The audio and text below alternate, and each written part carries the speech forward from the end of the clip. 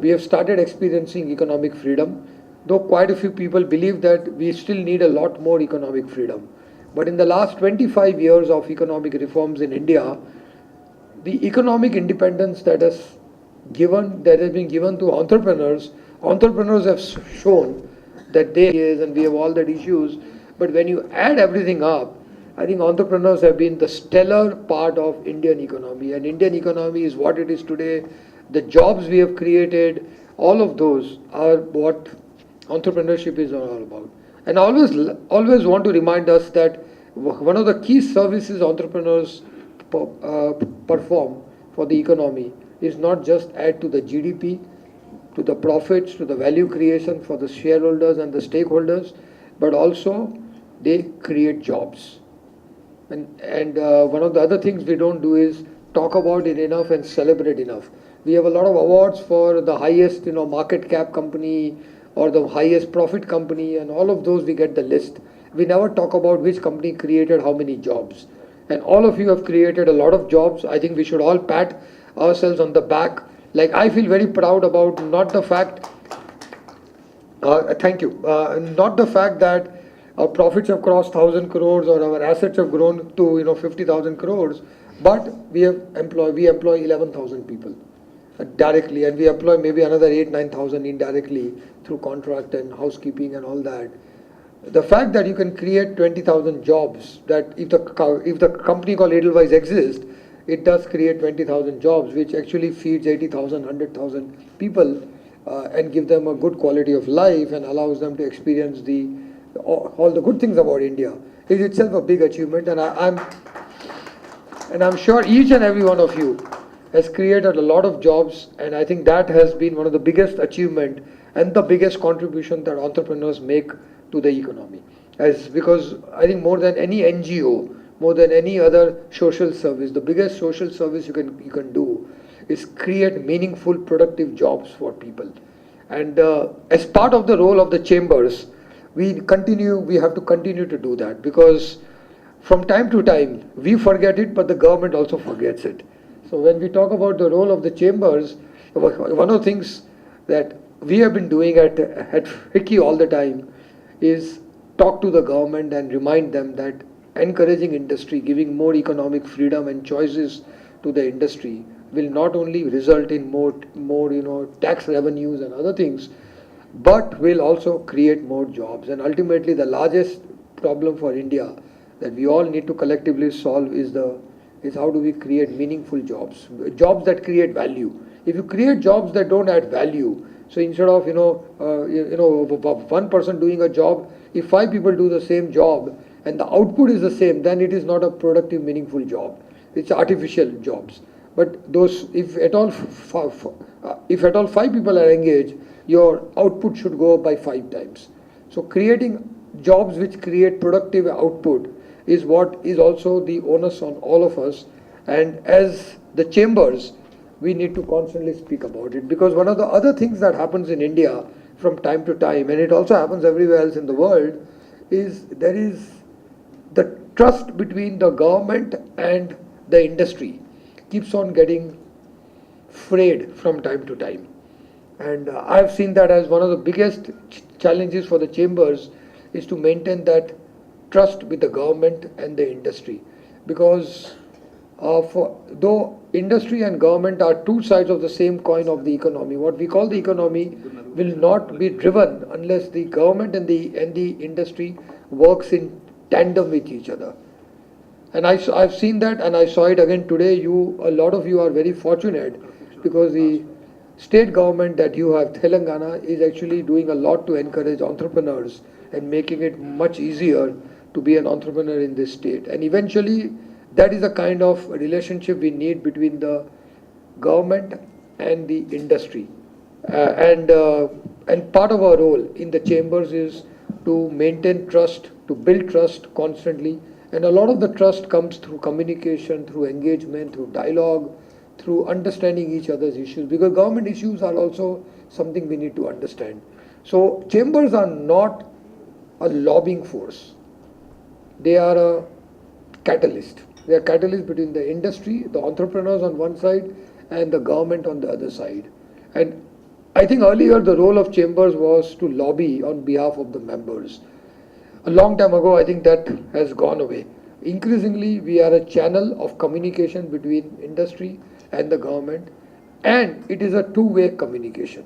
Not only does industry want to communicate their issues, their grievances, their problems to the government, government also wants to communicate its priorities, its issues to the industry. And we have seen that in the last few years that I've been interacting with government, and in my current role as FICCI president, I've seen that government calls us and says, agriculture is very important to us. Can you help us with that? Like just a few days from now, on the 10th of this month, we have a whole day session on agriculture at FICCI in Delhi, culminating in the evening where three of the government ministers, Piyush Goyal, Harsimrat Kaur, who is a food processing minister, and Minister Radha Mohan Singh. All three of them are going to come to FICCI in the evening and get a input from industry and us on all day. So we're starting at about 12:31. For 5 hours, all the issues will be discussed, and in the evening will be presented to the government. And this is being done on behalf of the government. Government has said, we want to understand your issues. Can you get on these 4-5 areas in agriculture? Can you get us that? So our role is a two-way role. We are a two-way channel of communication between industry and the government, and only communication will build trust. No other way you can build trust. You can't build trust only with actions. You need actions, but you also need communication. As all of you see in your organization, communication builds a lot of trust also. And large part of the job of chambers is also to communicate. Again, I'm sure you have done this. We have done that at FICCI over many years, because we are 91 years old. FICCI was set up even before the independence of India, and over the years we have constantly reinvented ourselves. We've constantly evolved. As Indian economy has evolved, as the role of chambers has also evolved, FICCI has also reinvented itself. And now we see, when we ask this question, what is the role of the chambers? Partly it is a think tank. It is a research organization which does a lot of work on the policy making and interacts with the government. Partly it's also a communication channel between industry and government. Partly it's also a consulting and advisory forum for entrepreneurs, for companies which can come and say, how do we solve problems, and you can get the best practices. You do a lot of conferences around that, so that you are a helping hand to the industry, to the entrepreneurs in their growth quest and all. Partly you are also an event manager. You do a lot of events so that you can get people to come together and issues are being discussed. So the role of the chambers is actually manifold. You are a research company, you are an event management company, you are a communication PR company, you are all in one. And that is what makes the role of chambers also very interesting, and actually is manifold. And like we do a lot of work in FICCI on research, on economic research, on policy research, and that is a think tank part of it. So you also a think tank inside, because you need to do that if you want to be an effective chambers, and your role has to be, if you want to impact on your role.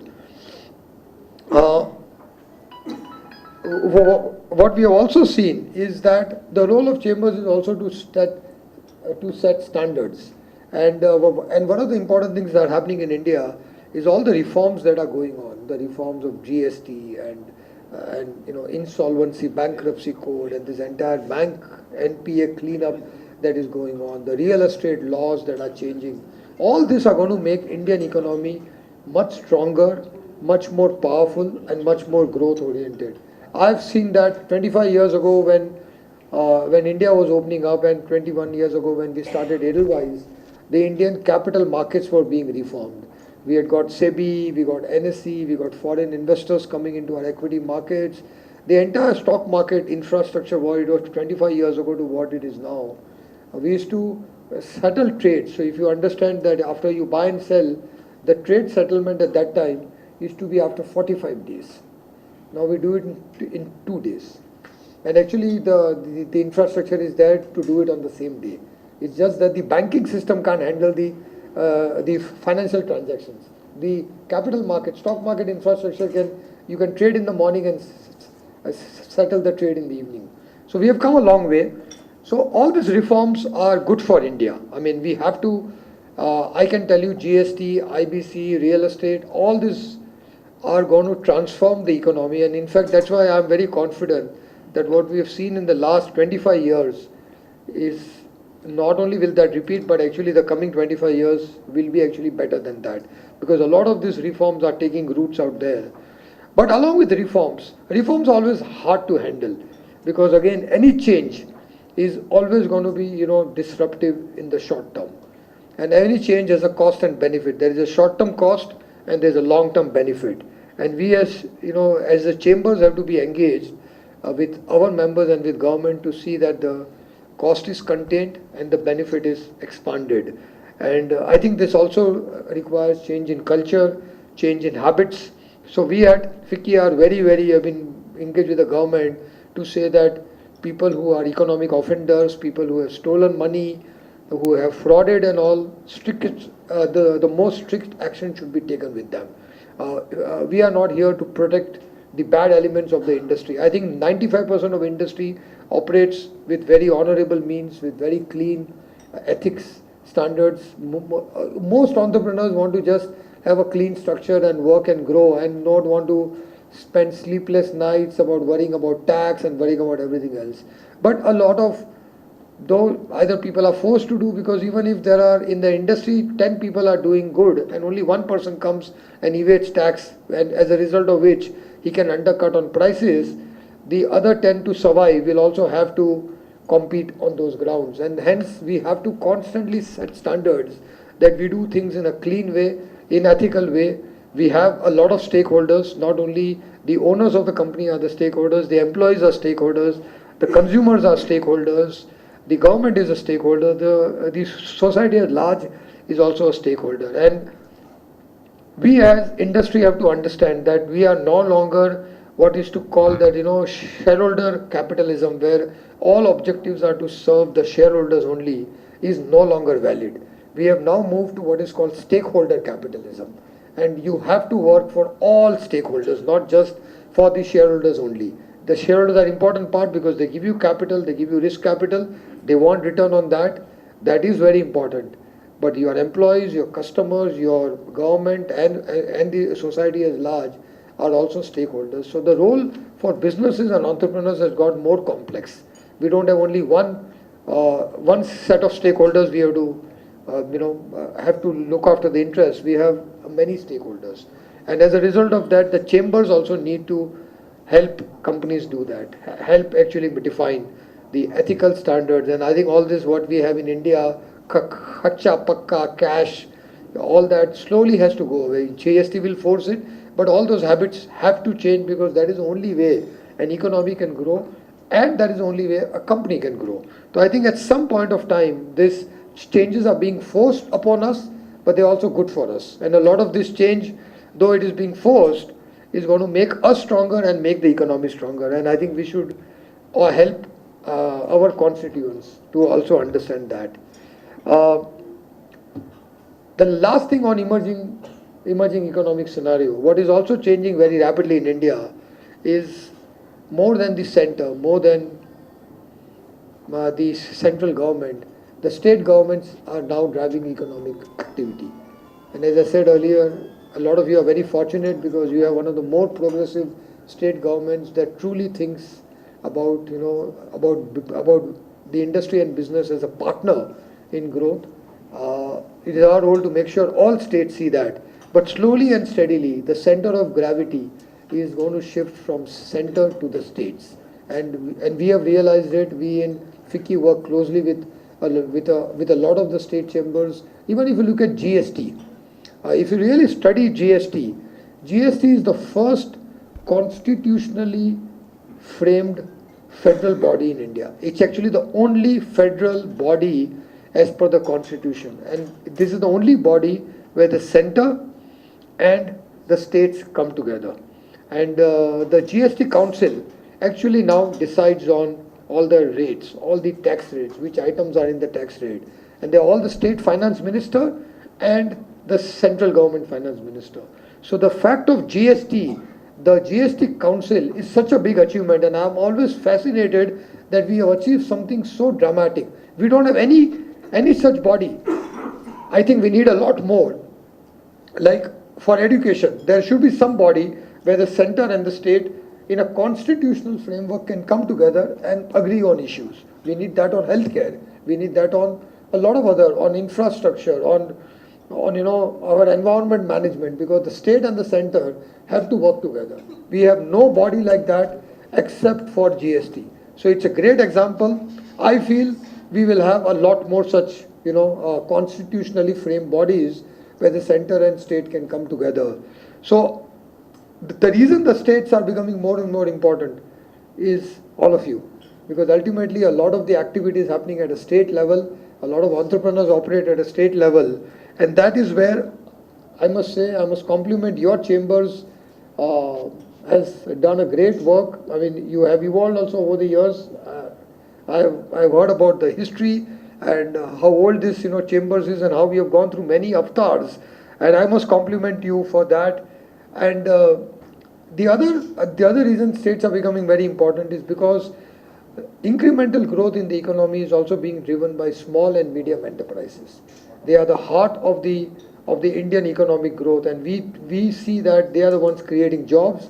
They are the engine of growth for India. The government has also realized it, and a lot of the state chambers actually cater to the MSME. In fact, we at the Apex chambers also are constantly working, saying what more can we do to work with SMEs and MSMEs, because they are going to be the heart of economic activity. They are going to be the engines of economic activity going forward, and you have all the members with you. So I do hope that in the coming years we work together in collaboration.